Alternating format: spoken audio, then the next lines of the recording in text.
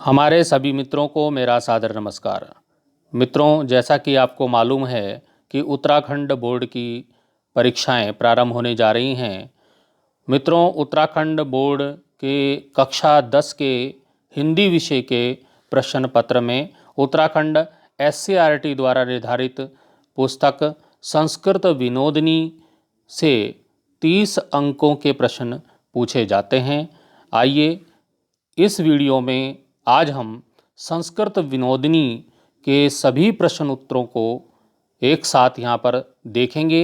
मित्रों, सभी कक्षा 10 की बोर्ड की परीक्षा में सम्मिलित होने वाले परीक्षार्थी इस वीडियो को परीक्षा से एक दिन पहले अवश्य देखें और प्रश्नोत्तरों को समझें। आइए प्रश्नोत्तर समझते हैं। मित्रों, सबसे जो पहला पाठ संस्कृत विनोदिनी का है वो है सत्संगति। सत्संगति पाठ पर आधारित हम प्रश्न जरा देख लेते हैं। मित्रों, विस्तृत रूप में समझने के लिए मैंने अलग से इन सभी पाठों के वीडियो बनाए हैं, वहाँ से आप उसको अच्छी प्रकार से देख करके समझ लेंगे। यहाँ पर हम प्रश्न उत्तरों को समझाने का प्रयास करते हैं। मित्रों, पहला हमारा प्रश्न है सत्संगति इति शब्द से का अर्थ है। सत्संगति जो शब्द है उसका क्या अर्थ है? तो इसका उत्तर हो जाएगा सत्संगति इति शब्द से अर्थ अस्ति सज्जनानाम संगति इति। सत्संगति जो शब्द है उसका अर्थ है सज्जनानाम, सज्जनों की संगति। सज्जनानाम संगति सत्संगति कथ्यते, अर्थात सज्जनों की संगति को ही सत्संगति कहा जाता है। अगला प्रश्न देखेंगे। प्रश्न है सज्जना कीदृशा भवन्ति। सज्जना कैसे होते हैं? सज्जना जो हैं, उत्तरम देखेंगे। सज्जना सत्यवादिनः निर्मला हृदयः धर्माचारिणः च भवन्ति। जो सज्जन होते हैं सत्य बोलने वाले होते हैं, निर्मल हृदय के होते हैं और धर्म का आचरण करने वाले होते हैं। मित्रों, अगला प्रश्न देखेंगे। सत्संगते जनेषु कीदृशा प्रभाव भवति। सत्संगति से लोगों में क्या प्रभाव होता है? तो सत्संगत्या मानव जीवने परिवर्तनम भवति। सत्संगति से मानव के जीवन में परिवर्तन आ जाता है। अगला प्रश्न देखेंगे। सत्ताम संगेन केसाम वर्धनम भवति। जो सज्जन हैं, सज्जनों का साथ करने से क्या बढ़ता है, किसकी वृद्धि होती है? सत्ताम संगेन गुणानाम वर्धनम भवति। सज्जनों का साथ करने से क्या होता है? सज्जन लोगों का साथ करने से गुणों में वृद्धि होती है। तो आप समझ रहे होंगे, मैं थोड़ा जल्दी में इसको पढ़ा रहा हूँ क्योंकि इतने क्वेश्चन हैं, उनको अगर मैं बहुत धीरे धीरे से समझाऊंगा तो वीडियो पूरा करने में बहुत समय लग जाएगा। प्रश्न है रामकृष्ण परमहंस से संगतिम अवाप्य स्वामी विवेकानंद किम कृतवान। रामकृष्ण परमहंस की संगति को प्राप्त करके स्वामी विवेकानंद ने क्या किया? तो रामकृष्ण परमहंस से संगतिम अवाप्य स्वामी विवेकानंद भारतीय संस्कृते डिंडिम घोषः संपूर्ण विश्व में कृतवान। रामकृष्ण परमहंस की संगति को प्राप्त करके स्वामी विवेकानंद जी ने भारतीय संस्कृति का जो उद्घोष है, डिंडिम घोष है, वो संपूर्ण विश्व में किया। अगले प्रश्न को देखेंगे।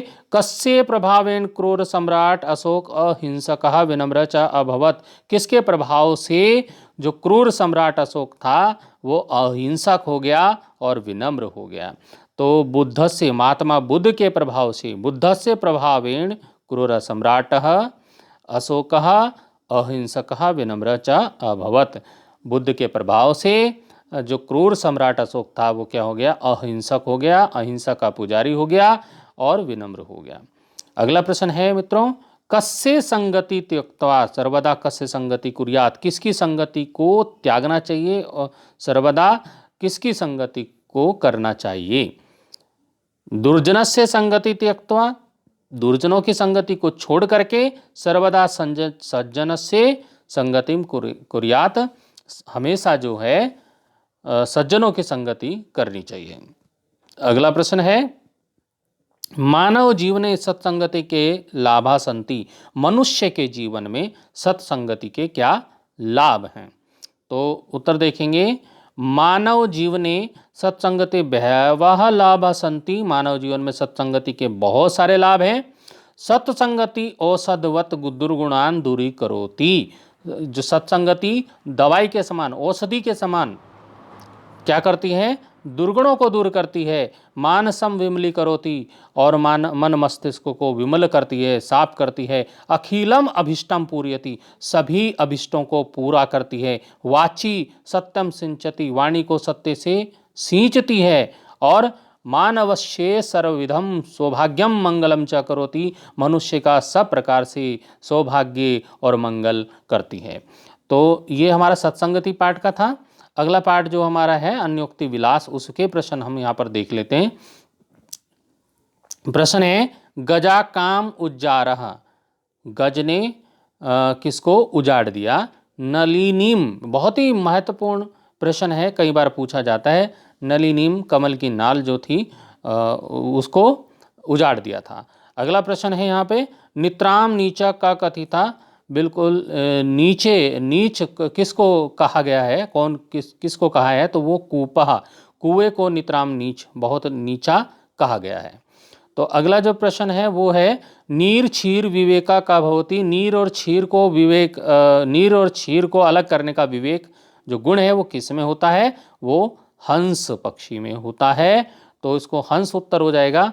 बहुत ही महत्वपूर्ण प्रश्न है कि स्वर्णा जना कया तोलयंती, सोने को लोग किससे तोलते हैं। तो यहाँ पर जो एक श्लोक है उसमें दिया है स्वर्णा जना गुंजया तोलयंती, तो इसका उत्तर जो मित्रों क्या हो जाएगा, गुंजया। याद रखिएगा, ये बहुत महत्वपूर्ण प्रश्न है, गुंजया तोलयंती। आगे के जो प्रश्न हैं पूरे वाक्य वाले हैं, इनको भी हम देख लेते हैं। पूरे वाक्य का जो प्रश्न है, प्रश्न दिया है, कूपः किमर्थम दुखम अनुभवती, कुएं को किस प्रकार का दुख है।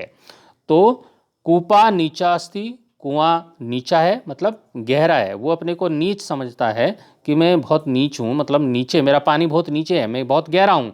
अतः स दुखम अनुभवती, इसलिए वह दुख को अनुभव करता है। अगला प्रश्न है, अत्यंत सरस हृदया यतः केशाम गुण गृहतासी, अत्यंत सरस हृदय वाला वह किसके गुणों को ग्रहण करता है। तो यहाँ पर हो जाएगा अत्यंत सरस हृदय जिसका होता है वो परेशान गुण गृहतासी होता है, दूसरे के गुणों को ग्रहण करने वाला होता है। मित्रों अगले प्रश्न पे चलेंगे। कवि कोकिलम किम कथयति, कवि कोयल को क्या कहता है। कवि कोकिलम कथयति, कवि को कोयल को कहता है कोकिल, कोयल। तावद करिल विटपेशो विरसान दिवशान यापय, तब तक करील होता है कांटेदार जो वृक्ष होता है, विटपेशु विटप, करील के वृक्ष पर आप अपने विरसान जो दिवस हैं, जो विपत्ति के जो दिवस हैं उनको बिताओ। यावत मिल दलिमाल कोयपी रसाला समुलशति, तब तक वहाँ पर दिन बिताओ जब तक कि कोई भ्रमर जो है वो रसाल आम के मंजरियों पर सुशोभित नहीं होता है। यानी कि आम की जो मंजरियां हैं, आमों के जो पुष्प हैं वो खिलते नहीं हैं और भौरे उन पर मंडराते नहीं हैं, तब तक तुम्हारे अच्छे दिन नहीं आ रहे हैं, तब तक तुम अपने बुरे दिनों को करील के वृक्षों पर बिता लो। अगला जो प्रश्न है वो है, स्वर्णा कस्मात कस्मात दुखम ना अनुभवती, जो सोना है उसको किस किस चीज़ का से दुख को अनुभव वो नहीं करता है, किससे उसको दुख नहीं होता है। आगे इस उत्तर देखेंगे। स्वर्णा तापनाद, स्वर्ण को आग में तापा जाता है, उससे कोई दुख अनुभव नहीं करता है। अग्नि मध्य तापनाद, उसको अग्नि के मध्य तापा जाता है, उसको पीटा जाता है। विक्रियाद, बेच दिया जाता है। दुखम ना अनुभवती, इन बातों का उसको कोई भी दुख नहीं है। अगले प्रश्न पे चलेंगे। कोशगतः भ्रमरा किम अचिंतयत, कोशगतः पुष्प के अंदर कोश में बैठा हुआ जो भ्रमर है वो क्या सोचता है। यहाँ इस पाठ को अच्छी प्रकार से समझने के लिए मैंने अलग से वीडियो बनाया है, उसको आप देखेंगे तो समझ जाएंगे। तो कोशगतः भ्रमर अचिंतत, कोशगत में बैठा हुआ, पुष्प के अंदर बैठा हुआ जो भ्रमर है वो सोचता है। रात्रि गमिष्यति, रात चली जाएगी, बीत जाएगी। सुप्रभातम भविष्यति, सुप्रभात होगी। भासमान उदिष्यति, और भास्वान बोलते हैं सूर्य, सूर्य का उदय होगा। और पंकजाली हसिष्यति चाह, और जो ये कमल का पुष्प है ये खिलेगा और मैं भ्रमर उससे निकल जाऊंगा। तो ये प्रश्न हमारे अन्योक्ति विलास पाठ से थे। अगला हमारा जो पाठ है मम न मम अधिकारा, चाणक्य का पाठ है। तो इसके जो प्रश्न हैं कुछ उनको भी हम देख लेते हैं, कुछ कभी कभी प्रश्न आते हैं परीक्षा में। तो है चाणक्य कुत्र निवसति स्म, चाणक्य कहाँ रहता था। तो चाणक्य उटजे निवसति स्म, चाणक्य एक कुटिया में रहता था। तो ये आप ढंग से समझ गए होंगे। निरपा कस्मई कंबलानी दत्तमान, राजा ने किसको कंबल दिए। तो निरपा चाणक्याय कंबलानी दत्तमान, राजा ने चाणक्य को वो जो है कंबल दिए। कंबलम बिना कम शयनम करोति, कंबलों के बिना कौन सो रहा था। तो कंबलम बिना जनः, एक आदमी सो रहा था, वो आदमी कौन था, चाणक्य शयनम करोति, कंबल के बिना चाणक्य सो रहे थे। चाणक्य जी जो है कंबलों के बिना सो रहे थे, क्योंकि वो जो कंबल हैं वो राजा ने चाणक्य को तो दिए थे, परंतु वो गरीबों को दान में देने के लिए दिए थे। तो चाणक्य उन पर अपना अधिकार नहीं समझते थे। वो कहते थे ना मम अधिकारा, इन कंबलों पर मेरा अधिकार नहीं है, इसलिए मैं इन पर नहीं सोऊंगा। तो वो कंबलों के बिना सो रहे थे। आगे देखेंगे चाणक्यम क्षमा के प्रार्थवंता, चाणक्य से क्षमा की प्रार्थना किसने की। तो चाणक्यम क्षमा चोरा प्रार्थित वंतः, चाणक्य से क्षमा की प्रार्थना किसने की, चोरों ने की। अगला जो प्रश्न है चोरा काम प्रतिज्ञाम कृतवंतः, चोरा जो है उन्होंने क्या, चोरों ने क्या प्रतिज्ञा की। तो अद्य आरभ्य वयम चोर कर्म न करिष्यामः, आज से ही हम चोरी का जो कार्य है वो नहीं करेंगे, ये प्रतिज्ञा। इति प्रतिज्ञाम चोरा कृतवंतः, यह प्रतिज्ञा चोरों ने वहाँ पर की चाणक्य के सामने। अगला प्रश्न जो हमारा है वो देवतात्मा हिमालय पाठ से, आप यहाँ पे देखिए प्रश्न है गंगाया स्तुति गीतम का गायती, गंगा का स्तुति गीत कौन गा रहा है। तो वो गोदावरी नदी गा रही है। ठीक है। अगला जो है प्रश्न है का नगा अधिराज, जो पर्वतों का राजा कौन है, वो हिमालय है, ये आपको मालूम होना चाहिए। अगला प्रश्न है का कृष्ण सखी, कृष्ण की सखी कौन सी नदी है, वो यमुना नदी है। तो यमुना इसका उत्तर हो जाएगा। का पर्वता नाम राजा, पहले भी आ गया कि पर्वतों का राजा कौन है, वो हिमालय है, हिमालय इसका उत्तर हो जाएगा। अगले प्रश्न पे चलेंगे।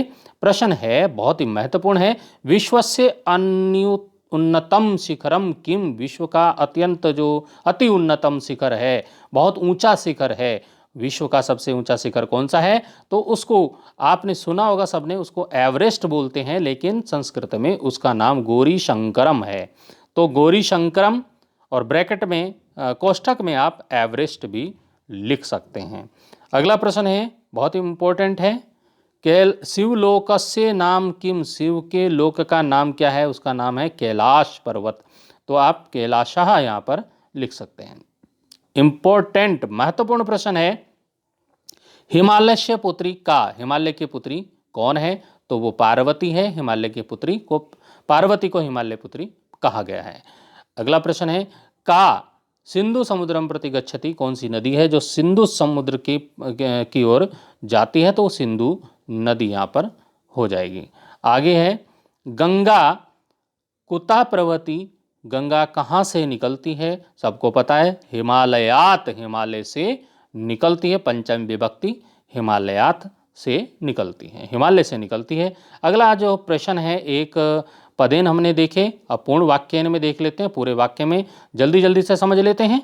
सरस्वती नदी कीदृशी अस्ति, सरस्वती नदी कैसी नदी है। तो सरस्वती एका पुण्या नदी अस्ति, सरस्वती एक पुण्य नदी है, पुण्य की नदी है। अगला प्रश्न है देवा स्नातुम कुत्र गच्छन्ति, देवता लोग स्नान करने के लिए कहाँ जाते हैं। तो देवा स्नातुम मानसरोवरे गच्छन्ति, देवता स्नान करने के लिए मानसरोवर झील में जाते हैं।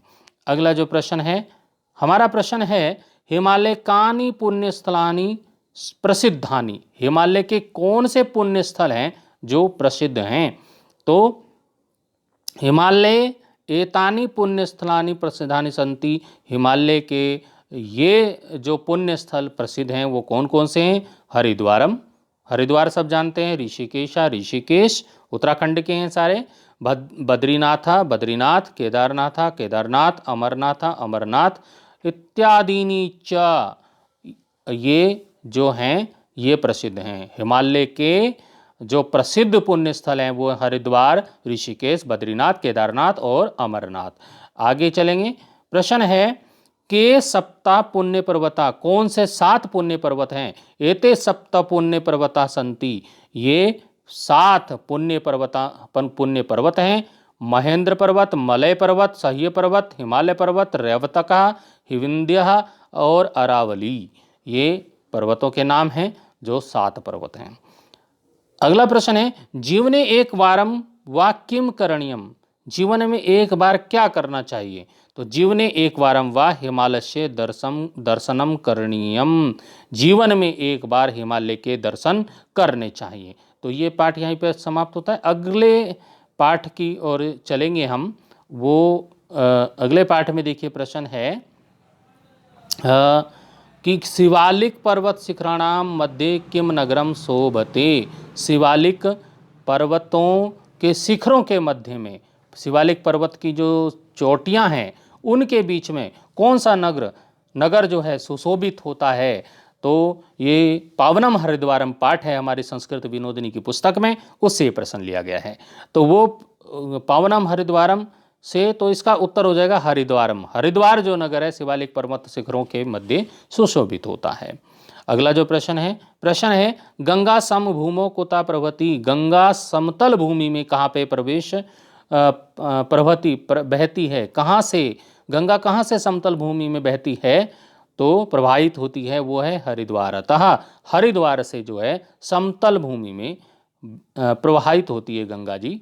अगले प्रश्न की ओर चलेंगे, प्रश्न है गंगाया स्नानेन जना किम भवन्ति, गंगा में स्नान करने से लोग कैसे हो जाते हैं? तो गंगा में स्नान करने से लोग पाप मुक्त हो जाते हैं और निर्मल हो जाते हैं। अगले प्रश्न की ओर चलेंगे, प्रश्न है कुंभ स्नान पर्व कुत्र भवति, कुंभ का स्नान पर्व कहाँ होता है? हरिद्वार नगर में होता है, उत्तराखंड में, तो हरिद्वार नगरे इसका उत्तर हो जाएगा। अगले प्रश्न की चलेंगे, अगला प्रश्न है दक्ष प्रजापति पुराणी की राजधानी कुत्र अस्ति, दक्ष प्रजापति की पौराणिक राजधानी जो है वो कहाँ है? हरिद्वार के कनखल नगरी में है, तो कनखल नगरी इसका उत्तर हो जाएगा। पूर्ण वाक्य में उत्तर हम जानेंगे। प्रश्न है हमारा हरिद्वारम नगरम कुत्र शोभते, हरिद्वार जो नगर है वो कहाँ सुशोभित होता है? तो उत्तर हमने यहीं पर देख लेते हैं। जो हरिद्वार जो नगर है, हरिद्वार नगरम हिमालय से, हरिद्वार नगर हिमालय के सुरम्य अंचले शिवालिक पर्वत शिखराणाम मध्य शोभते, हरिद्वार नगर हिमालय के सुरम्य सुंदर अंचल में शिवालिक पर्वत शिखरों के मध्य में सुशोभित होता है। अगला प्रश्न है हरिद्वार से कणे कणे के व्याप्ता संति, हरिद्वार के कण कण में क्या व्याप्त है? तो उत्तर हो जाएगा हरिद्वार से कणे कणे भारतीय संस्कृति, हरिद्वार के कण कण में भारतीय संस्कृति, राष्ट्रीय ऐक्य भावना, राष्ट्रीय एकता की भावना, देशस्य गरिमा बोध च, और देश की का जो गरिमा बोध है वो व्याप्ता संति व्याप्त हैं। हरिद्वार के कण कण में भारतीय संस्कृति, राष्ट्रीय एकता की भावना और देश गरिमा का बोध, वहाँ पर ये सब व्याप्त हैं वहाँ पर। अगला प्रश्न देखेंगे, प्रश्न है हरिद्वारस्य कानि नामानि पुराणेषु वर्णितानि सन्ति, हरिद्वार के कौन से नाम हैं जो पुराणों में वर्णित हैं, जिनका वर्णन किया गया है? तो हरिद्वारम, हरद्वारम, स्वर्गद्वारम, ये सब हरिद्वार के नाम हैं, है ना। तपोवनम, माया क्षेत्रम, मायापुरी, कपिलाश्वरम और कपिला च एतानि नामानि पुराणेषु वर्णितानि सन्ति, ये नाम पुराणों में वर्णित हैं। अगला प्रश्न है सप्तेता का पूर्यः मोक्षदायिका सन्ति, 7 कौन सी नगरियां हैं जो मोक्षदायिका हैं, मोक्ष प्रदान करने वाली हैं, जहां पर रहने से मोक्ष की प्राप्ति होती है? तो अयोध्या, मथुरा, माया, काशी, कांची, अवंतिका और द्वारावती, ये 7 जो हैं, सप्तेता पूर्यः मोक्षदायिका संति, ये 7 नगरियां हैं, नगर हैं जो मोक्षदायिका हैं, मोक्ष प्रदान करती हैं। अगले प्रश्न की ओर चलेंगे। हरिद्वारे कानि पौराणिक स्थलानि संति, हरिद्वार में कौन से पौराणिक स्थल हैं? तो हरिद्वारे मनसा देवी मंदिरम, हरिद्वार में है चंडी देवी मंदिरम, बिल्वकेश्वर मंदिरम, दक्षेश्वर मंदिरम, माया देवी मंदिरम, ब्रह्मकुंडम, कुशाव्रतम इत्यादि पौराणिक स्थलानि संति, इत्यादि पौराणिक स्थल हैं, ये हरिद्वार में हैं सब। अगला हमारा जो प्रश्न है वो भी बहुत महत्वपूर्ण है। हरिद्वारे कानि कानि शिक्षा केंद्राणि संति, हरिद्वार में कौन कौन से शिक्षा के केंद्र हैं? तो मित्रों, हरिद्वारे गुरुकुल कांगड़ी विश्वविद्यालय, हरिद्वार में गुरुकुल कांगड़ी विश्वविद्यालय है, देव संस्कृति विश्वविद्यालय है, उत्तराखंड संस्कृत विश्वविद्यालय है, पतंजलि योग पीठम और पतंजलि योग पीठ है, प्रमुखानि शिक्षा केंद्राणि संति, ये प्रमुख शिक्षा के जो केंद्र वहाँ पर हरिद्वार में हैं। अगले जो हमें अंतिम पाठ है हमारी संस्कृत विनोदिनी पुस्तक का, वो है धन्यम भारतम। उसके कुछ प्रश्नों को हम देख लेते हैं और इस वीडियो को यहीं पर एंड करते हैं। ब्रह्मचारी का आसीत, ब्रह्मचारी कौन था? जो ब्रह्मचारी आया था राजा के पास वो था कोत्स, कोत्स उसका नाम था। रघु कम यज्ञम कृतमान, जो राजा रघु थे उन्होंने कौन सा यज्ञ किया था? महत्वपूर्ण प्रश्न है, उन्होंने विश्वजित यज्ञ किया था। अगला प्रश्न है हमारे पास, कोत्स कस्य शिष्य आसीत, कोत्स जो था वो किसका शिष्य था? उसके गुरु का नाम बताना है। तो महर्षि वर्तंतो, उनके गुरु का नाम था, कोत्स के गुरु का नाम, तो कोत्स शिष्य हुए। तो कोत्सस्य विद्यानाम संख्या का, कोत्स जो ऋषि थे उनकी विद्याओं की संख्या कितनी थी, कितनी विद्याएं उन्होंने सीखी थी? तो उसकी विद्याएं थी चतुर्दश, चतुर्दश बोलते हैं 10 और 4 यानी कि 14 विद्याएं उन्होंने सीखी थी। अगला प्रश्न है हमारा, कोत्स कत्ती मुद्रा इच्छति इष्मा, राजा रघु से कोत्स को कितनी मुद्राएं की इच्छा उन्होंने व्यक्त की थी? उन्होंने इच्छा की थी 14 कोटि मुद्रा, 14 हुआ 14 कोटि होता करोड़ मुद्रा, 14 करोड़ मुद्राएं वो राजा रघु से उन्होंने मांगी थी। अगला प्रश्न है हमारा, राजा रघु कस्य पुत्र आसीत, वेरी इंपॉर्टेंट प्रश्न है कि राजा रघु किसके पुत्र थे? तो राजा रघु दिलीपस्य पुत्र, राजा दिलीप के पुत्र थे। प्रश्न है हमारा, पूर्ण वाक्य में प्रश्न है, देखेंगे हम कि कोत्स रघुम दृष्टवा किम विचारयति, जब कोत्स ने राजा रघु को देखा कि राजा रघु ने तो अपना सब कुछ दान में दे दिया, तो उसके मन में क्या आया? तो कोत्स रघुम दृष्टवा विचारयति, कोत्स रघु को देखकर विचार करता है, अये किम वदानी, अरे यहाँ क्या बोलूं, अयम तू स्वयं दरिद्रताम आपन्ना, यह तो स्वयं ही दरिद्रता को प्राप्त हो गया है, गरीब हो गया है, किम दातुम शक्नोति, क्या मुझे देगा, क्या मुझे यह दे सकता है? अगला प्रश्न है, वर्तंतो किस शिष्य का आसीत, वर्तंतो शिष्य का आसीत, वर्तंतो का शिष्य कौन था? तो वर्तंतो का शिष्य कोत्स था, वर्तंतो शिष्य कोत्सः आसीत, उत्तर हो जाएगा। कोत्सा फलानी कस्मै ददाति, कोत्स जो अपने साथ फल लाया था उसने उस किसको दिए? तो कोत्सा फलानी रघवे ददाति, राजा रघु को दिए। अगला प्रश्न है, कोत्स सर्वम धनम किमर्थम न गृह्णाति, कोत्स सारे धन को क्यों ग्रहण नहीं करता है? कोत्सः सर्वम धनम न गृह्णाति, कोत्स सारे धन को ग्रहण नहीं करता है, यतः क्योंकि यदि सह धर्मम सर्वम धनम गृह्यति, यदि वह सारे धन को ग्रहण कर लेगा तो क्या होगा? तरही लुब्धकत्वेन तस्य गणना भविष्यति, तो लालची लोगों में उसकी गणना होगी, भविष्य में क्या होगा? लालची लोगों में उसकी गणना होगी, गिनती होगी मतलब, है ना। अगला प्रश्न है कि रघु किमर्थम सर्वधनम दातुम इच्छति, और रघु सारा का सारा धन क्यों देना चाहता है। स्वमेव कुबेरेण तस्मै संभाविता मुद्रा, स्वयं धन के देवता कुबेर ने उन मुद्राओं को संभावित किया था, वहां पर प्रकट किया था।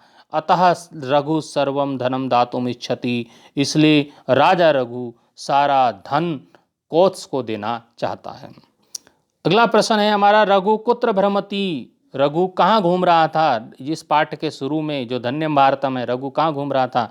रघु वाटिकायाम भ्रमति, रघु अपने बगीचे में घूम रहा था, अपनी वाटिका में घूम रहा था। बहुत ही महत्वपूर्ण प्रश्न हमारे सामने है कि सुदक्षिणा कस्य माता अस्ति, सुदक्षिणा किसकी माता है। तो सुदक्षिणा राजा रघु माता, सुदक्षिणा रघो माता अस्ति, राजा रघु की माँ है। यहाँ का भी आसीत होता है, अस्ति है, आसीत मतलब थी, अस्ति मतलब है। तो ये प्रश्न हमने, जो बहुत ही महत्वपूर्ण प्रश्न है हमारे संस्कृत विनोदनी के, तो यदि आप इस वीडियो को परीक्षा में जाने से पहले एक बार जरूर इस वीडियो को देखकर जाएंगे तो आपको प्रश्नों के उत्तर वहाँ पर लिखने में कोई परेशानी नहीं आने वाली है।